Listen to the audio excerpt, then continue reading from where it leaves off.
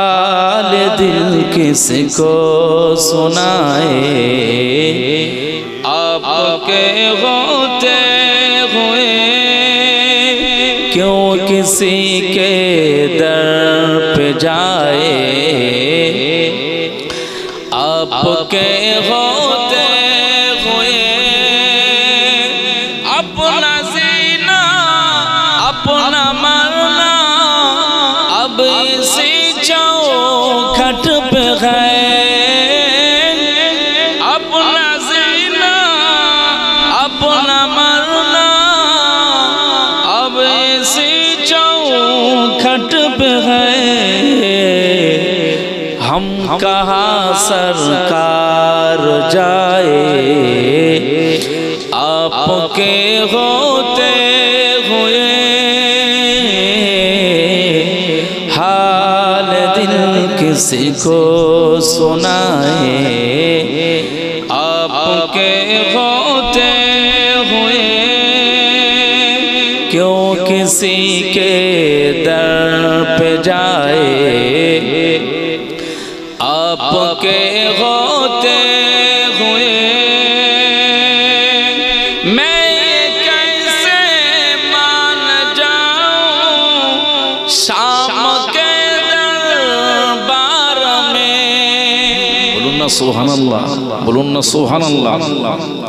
मैं कैसे मान जाऊं शाम के छीन ले कोई रिदाए। आपके होते हुए हाल दिल किसको सुनाए। आपके होते हुए क्यों किसी के दर पे जाए।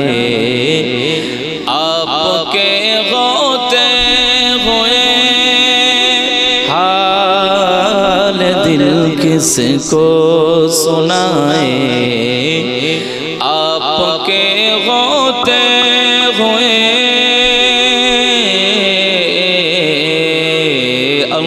अल्लाहुम्मा सल्ली अला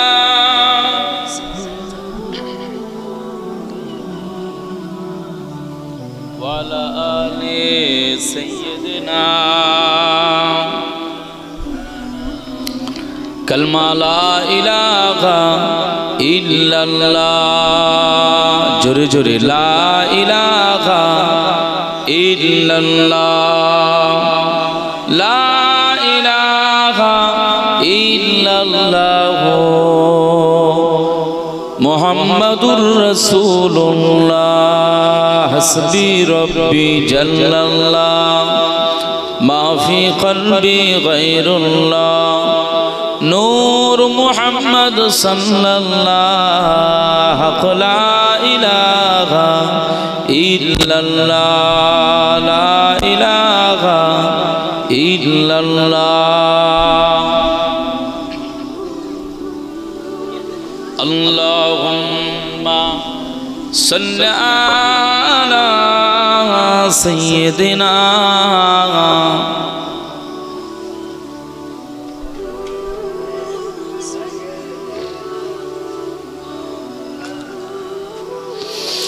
क़ाल अल्लाहु तआला फ़ी कलामिल मजीद वल फ़ुरक़ानिल हमीद।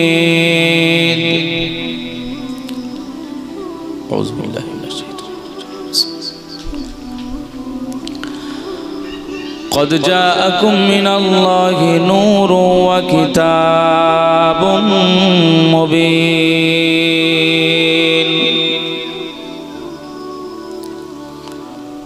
वक़ाल अल्लाहु तआला फ़ी आयतिन उख़रा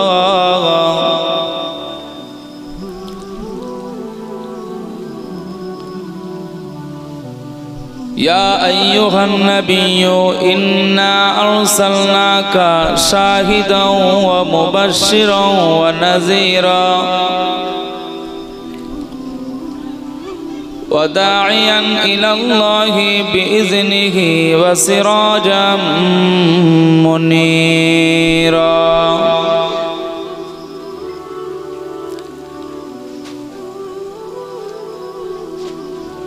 قال رسول الله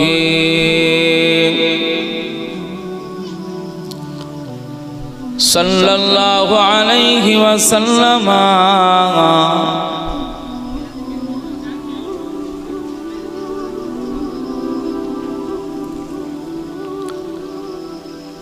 لكل نبي دعوة مستجابة فتعجل كل نبي دعوته وإن اختأبأت دعوتي شفاعة لأمتي يوم القيامة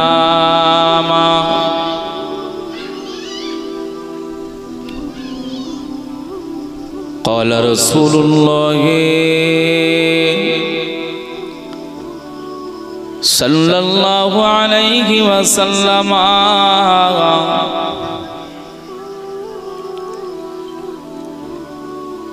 أدبوا أولادكم على ثلاث خصال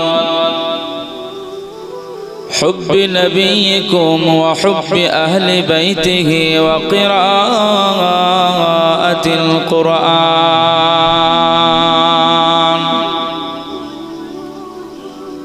أو كما قال النبي عليه الصلاة والسلام মধ্য আমলিয়া মসজিদ সংলগ্ন আজ বার্ষিক ঈদ এ মিলাদুন নবীর মাহফিল অনুষ্ঠিত হচ্ছে। মাহফিলের আমন্ত্রিত উলামা হযরত, বিশেষ করে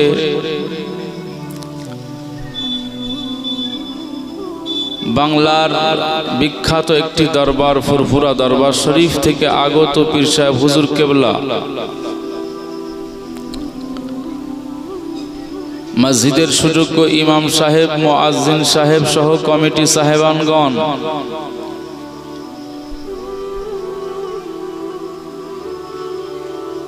আমার সম্মুখে উপবিষ্ট এলাকার বিভিন্ন ঘর থেকে আসা আমার সম্মানিত চাচাজিরা,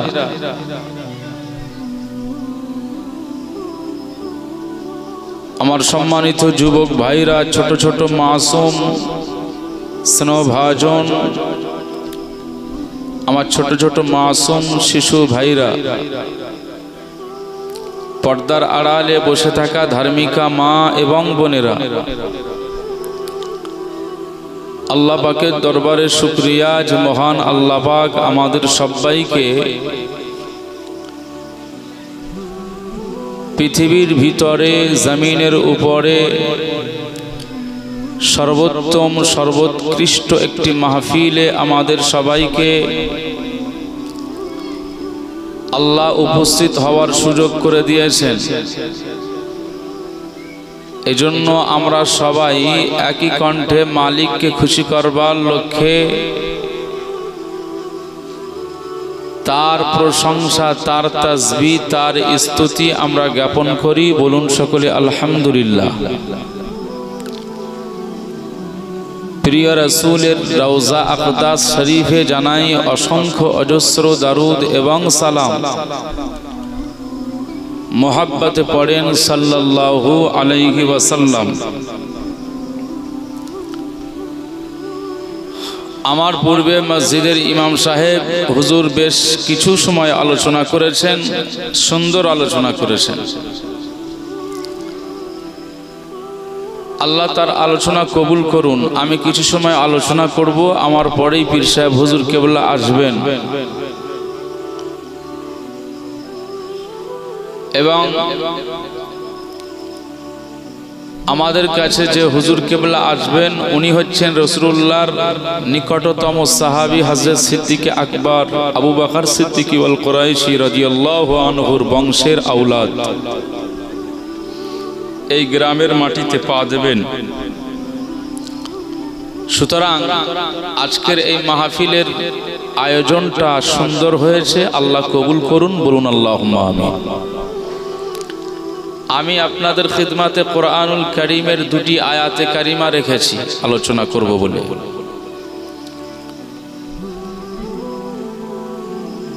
রাসূলুল্লাহর জবানের অসংখ্য হাদিসের ভিতর থেকে দুইটা হাদিসে কারিমা পেশ করেছি, বিষয় ভিত্তিক আলোচনা করব বলে। আজকের সাবজেক্ট, আজকে বিষয় হচ্ছে রহমাতুল লিল আলামিনের বিষয়। আজকে সাবজেক্ট, আজকে বিষয় হচ্ছে শাফিউল মুজনিবিনের বিষয়। আজকে সাবজেক্ট, আজকে বিষয় হচ্ছে দিন ও দুনিয়ার বাদশাহ হাবিবুল্লাহর বিষয়। একবার জোরে বলুন সুবহানাল্লাহ। অন্য কোনো বিষয় আলোচনা নেই। ইন দা ওয়ার্ল্ডের মধ্যে আজকে যে মাহফিলে যার সম্পর্কে আলোচনা করা হবে তিনি হচ্ছেন প্রফেট হযরত মুহাম্মদ মুস্তাফা সাল্লাল্লাহু আলাইহি ওয়াসাল্লাম, যিনি হচ্ছেন আমাদের ইমাম, আমাদের নেতা, আমাদের সৈয়দ, আমাদের রাহবার, আমাদের রসুল, আমাদের বাদশাহ। একবার জোরে বলুন সুবহানাল্লাহ। তার আলোচনা আজকে এখানে যদি করা হয় তো আল্লাহ খুশি হয়ে যাবেন। একবার জোরে বলুন সুবহানাল্লাহ। আমরা আল্লাহকে খুশি করার জন্যই কিন্তু এই মাহফিল বসেছি। যারা কপাল ফাটা, যাদের কপাল মন্দ হয়ে গেছে, এই মাহফিল ছেড়ে তারা বাইরে ঘুরবে, বাইরে বসবে, বাইরের জায়গায় তারা আনন্দ ফুর্তিতে, কেউ টিভির পর্দায় চোখ রেখেছে।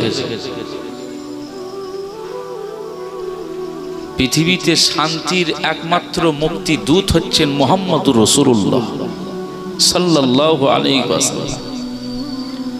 আজকে যার আগমনের খাতিরে আল্লাহ গোটা পৃথিবীর ভারসাম্য আল্লাহ রক্ষা করেছেন। একবার জোরে বলুন সুবহানাল্লাহ। সেই মহামানবের মিলাদ মাহফিল হচ্ছে, এখানে আমাদের প্রত্যেকের আসাটা জরুরি, কম্পালসারি, ওয়াজিব, ফরজ।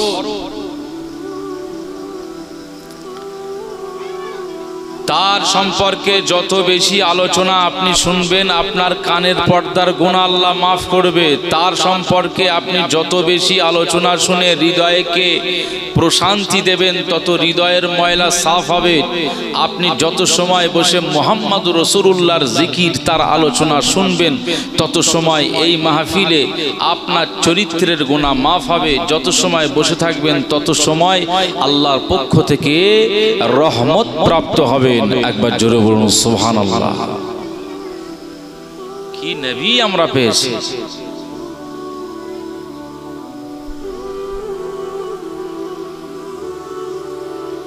570 খ্রিস্টাব্দে 12 রবিউল আউয়াল সুবহে সাদিক সোমবারের দিনে এসেছিলেন। আরে সেখানের মানুষ, আমি তো গত সপ্তাহে আরবের জমিন থেকে বাড়িতে ফিরেছি, গত শুক্রবারে উমরাতে ছিলাম। মক্কা মদিনার এই সমস্ত শহরগুলো, আরব ভূখণ্ড সব পাহাড় পর্বত দিয়ে ঘেরা। সেখানকার ওয়েদার, সেখানকার আবহাওয়া অনেক কঠিন তাপ, অনেক গরম তাপমাত্রা। যে তাপমাত্রা আমরা চলাফেরা করেছি, এখন তো রুমে এসি, গাড়িতে এসি, তাওয়াফের জায়গায় এসি, মদিনার নববী শরীফে এসি, সব জায়গায় ঠান্ডার ব্যবস্থা রেখেছেন। রসুল পাক যে সময় এসেছিলেন সে সময় এসি তো ছিল না, সাহাবীরা যে সময় ছিল সে সময় এসি ছিল না। তাপমাত্রা, ওয়েদার, আবহাওয়া যেমন গরম, তৎকালীন সমাজের কিছু কুলাঙ্গার মানুষ ছিল তেমন উত্তপ্ত গরম। যারা আকৃতিতে মানুষ কিন্তু স্বভাব ছিল পশুর মতো। কি ছিল? স্বভাব ছিল পশুর মতো। ভালো সুন্দরী মেয়ে রাস্তা দিয়ে গেলেই তাকে সবাই মিলে টেনে হিঁচড়ে নির্জন জায়গায় নিয়ে চলে যেত। এটা তো জন্তুদের স্বভাব। সেখানকার মানুষদের স্বভাব ছিল মদে আসক্ত, মদে বুঁদ হয়ে যাওয়া, নেশাগ্রস্ত মাতাল হয়ে থাকা। তৎকালীন সমাজের মানুষগুলোর স্বভাব ছিল উলঙ্গ হয়ে ঘোরা। সেই সমাজে একটা উৎকৃষ্ট মহামানবকে আল্লাহ পাঠাচ্ছেন। একবার জোরে বলুন সুবহানাল্লাহ।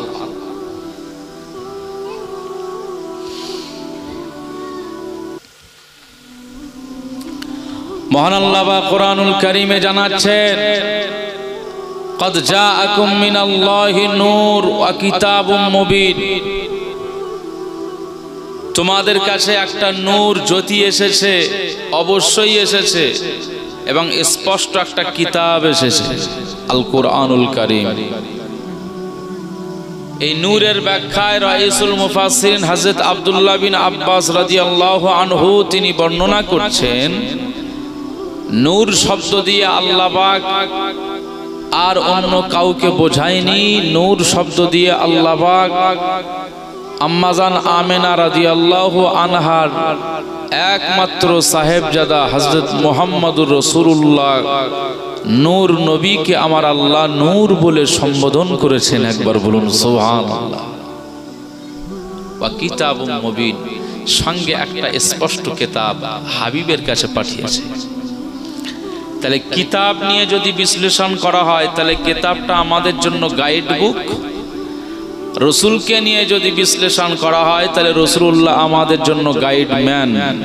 পৃথিবীর পথভ্রষ্ট মানুষদেরকে গাইড বুকের মাধ্যম দিয়ে রসুলুল্লাহ গাইড ম্যান হিসাবে কাজ করে জগৎবাসীকে জাহান্নাম থেকে, গর্ত থেকে, গাড্ডায় থেকে, নর্দমা থেকে, জঞ্জাল থেকে বার করে টেনে নূরের দিকে, জাহান্নাম থেকে বাঁচিয়ে আল্লাহর জান্নাতের দিকে রসুলুল্লাহ এই জগৎবাসীকে টেনে নিয়ে জান্নাতি বানাবেন। এই জন্যই আল্লাহ পৃথিবীতে নবীকে পাঠিয়েছেন। বলুন সুবহানাল্লাহ। আমাদের ঘরে আম্মাজান আসে, মা আসেন, আমাদের বিবিরা আছেন, আমাদের ঘরের মেয়েদের, আমাদের ঘরের বিবিদের, আমাদের ঘরের মায়েদের স্বাভাবিক সন্তান প্রসব হলে সুষ্ঠুভাবে, সুন্দরভাবে যদি প্রসব হয়, যদি একটা ছেলে পৃথিবীতে আসে, সন্তান আসে, মায়েরও যতটা আনন্দ হয় ততটা বাপেরও কলিজা ভরে যায়। কি কথা ঠিক না ভুল? ছেলে হলে একটা সবারই আনন্দ। এই ছেলে পৃথিবীতে আমার ফিউচার, আমার ভবিষ্যৎ, এ বড় হবে, আমার ব্যবসা রক্ষা করবে, আমার অ্যাসেট রক্ষা করবে, আমার পরিবারের দায়ী দায়িত্ব ধরার মতো আমার ছেলে আল্লাহ দান করেছেন। আমার জমি জায়গা রয়েছে, অর্থ রয়েছে, সব কি করব, তো আমার ছেলে হয়েছে, এর নামেই তো সব হয়ে যাবে। আব্বা মায়েদের একটা আলাদা আনন্দ অনুভূতি সৃষ্টি হয় না?